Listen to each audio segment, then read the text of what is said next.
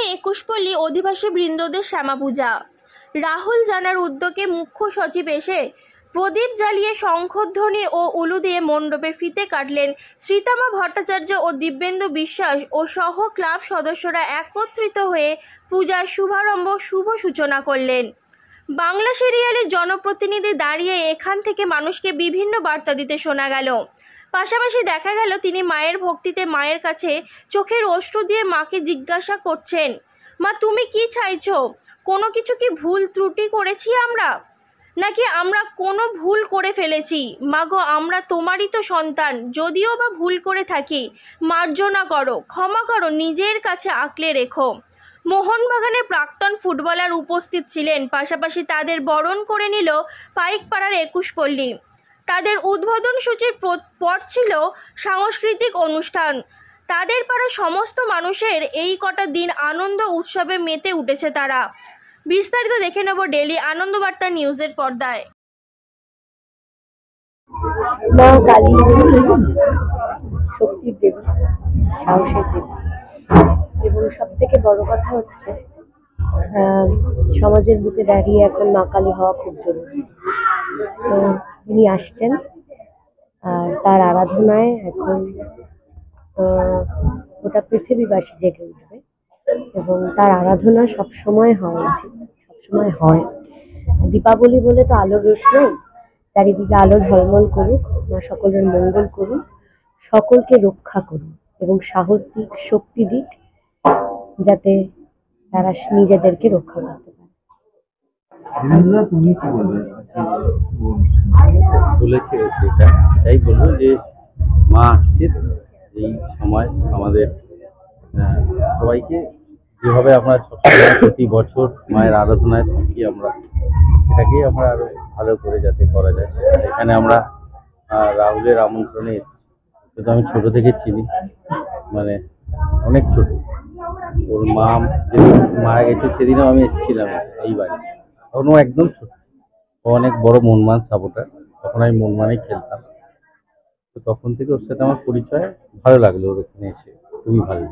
আর ও শ্রীতমা এসছে, একজন বড় তারকা, ও আসায় ভালো, মানে পরিবেশটা ভালো হলো। কেন ধরুন মায়েরা বোনেরা তো ওদেরকে সবসময় দেখলে খুশি হয়। দাঁড়িয়ে কি বার্তা দেবেন সাধারণ মানুষের জন্য? বার্তা শ্রীতমা যেটা বললো একটা কথা, যে দীপাবলি উৎসব শুরু হচ্ছে, সবাই ভালো থাকুন, সবাই আনন্দে থাকুন, উৎসবের মতো পালন করুন, যেন উৎসব অন্য কারোর যাতে নিরানন্দ না।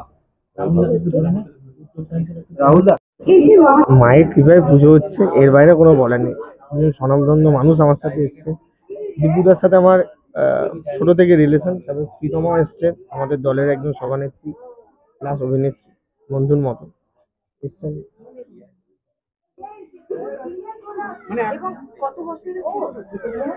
সাত আট বছর।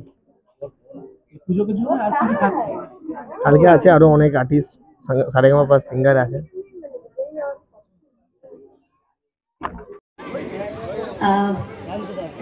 শুভ বিজয়া জানাই এবং দীপাবলির অনেক অনেক শুভেচ্ছা এবং ভালোবাসা সকলকে। 21 পল্লীর প্রত্যেকটি অধিবাসী বৃন্দকে। রাহুল আমাকে আমন্ত্রণ জানিয়েছে আজ এখানে আসার জন্য, ওর আমন্ত্রণে ওর ডাকেই আজ এখানে আসা। তাই ও আমার ছোট ভাইয়ের মতো, তাই ওকে ধন্যবাদ বলবো না। আপনাদের সকলকে অসংখ্য ধন্যবাদ জানাই, কারণ আপনারা এতটা সময় ধরে আমাদের জন্য অপেক্ষা করছেন এবং আপনারা আছেন বলেই আজ আমরা এই মঞ্চে দাঁড়িয়ে আছি। এবং কোথাও কি যদি আমরা শিল্পীরা আপনাদেরকে ঈশ্বর না মেনে থাকি, তাহলে আমাদের এটা ভুল, কারণ আপনারা আমাদেরকে শিল্পী তৈরি করেন, আপনারাই আমাদেরকে ভালোবাসা দিয়ে এই জায়গাটায় নিয়ে এসেছেন। ধন্যবাদ জানাই আপনাদেরকে, অনেক অনেক ধন্যবাদ। ভালো থাকবেন সবাই, সুস্থ থাকবেন, দীপাবলি খুব সুন্দর করে কাটান, আর মা সকলের মঙ্গল করুন। ধন্যবাদ। আমার প্রণাম নেবেন। এখানে উপস্থিত শ্রীতমা, একজন আমাদের নামী তারকা, রাহুল আমাদের ছোট ভাই ও একজন মোহনবাগানের বড় সমর্থক, এবং আপনাদের সকলকে আমার তরফ থেকে অনেক অনেক শুভেচ্ছা। সবাই ভালো থাকবেন, দীপাবলি খুব ভালোভাবে কাটাবেন। ধন্যবাদ।